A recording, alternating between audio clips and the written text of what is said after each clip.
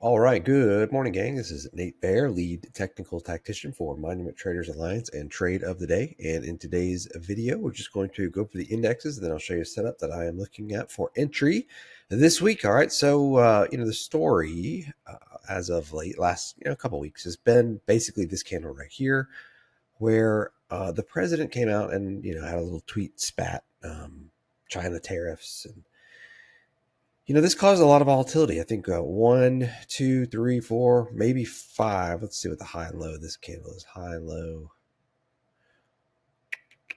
High of 58 and low of, low 58, high of 66. So 8 point, 5 out of 6 of the last days have seen like 10-point ranges, which is pretty crazy. Yesterday we have sort of a breakout higher, gap up, which actually holds for a change. And we have a trend day higher. And now, we're pushing back up against all-time highs in the SPY.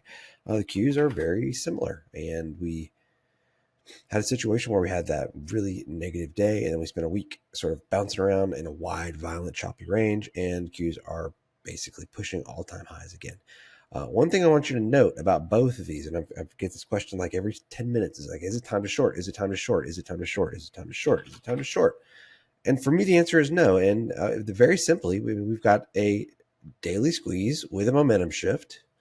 We've got stacked moving averages, right? This is like literally the definition of my A+ bullish setup. So if I come out here and short this thing, it's kind of like, okay, well, it's like walking into it's probably a horrible analogy. It's like walking into, a prison and going to find the biggest dude in there. Like, hey, let's fight, right? No, I don't have any interest in fighting this trend. No, thank you.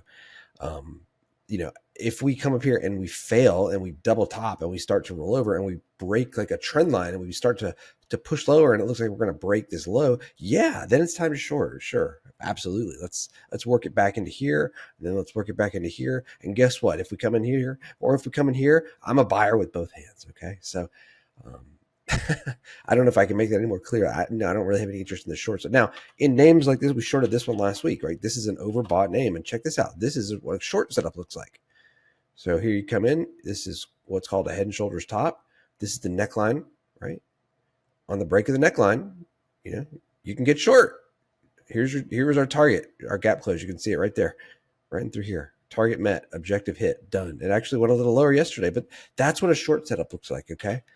If we look at the SPY on a 30-minute chart, is there anything that remotely looks like that? No. As a matter of fact, this is just like a big double bottom right here.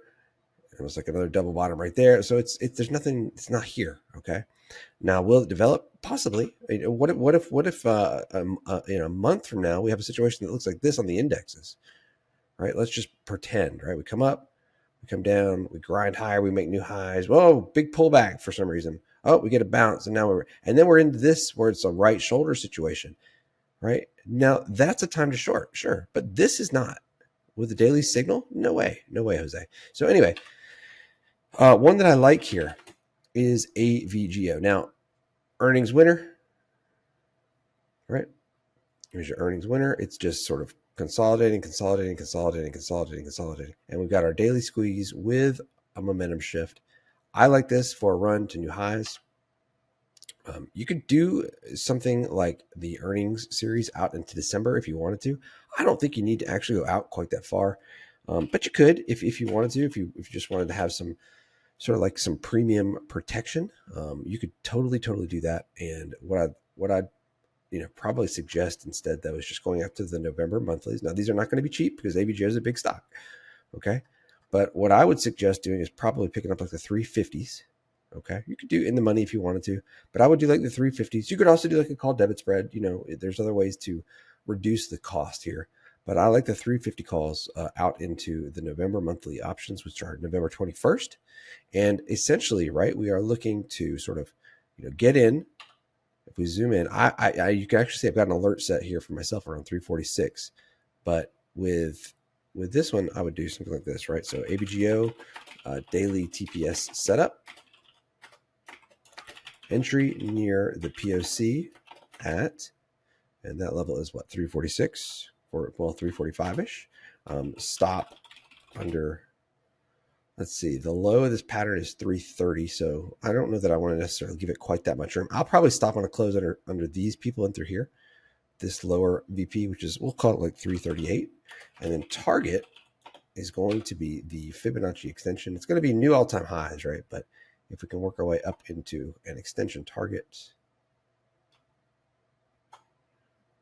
which is going to be 388, right? So quite a juicy target.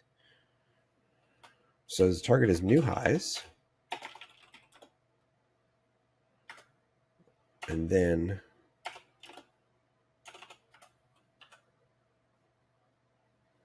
target 2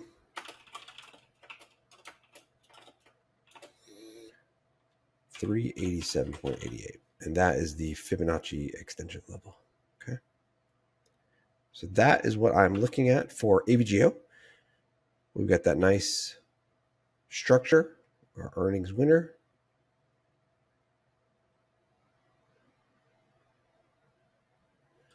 Kind of our pattern there, and we're not that far off, right? I mean, it's at 350, so it's not like we're asking it for a $40 pullback to get long. You know, like a $4 or $5 pullback is totally reasonable. So anyway, keep an eye on that one. Again, there are other ways to play it. You could do call debit spreads. You could do credit spreads. You could even do like a butterfly or something, which I may do in Daily Profits Live. So anyway, that's what I've got for this week. I hope it helps, and I'll talk to you guys soon. Have a good one.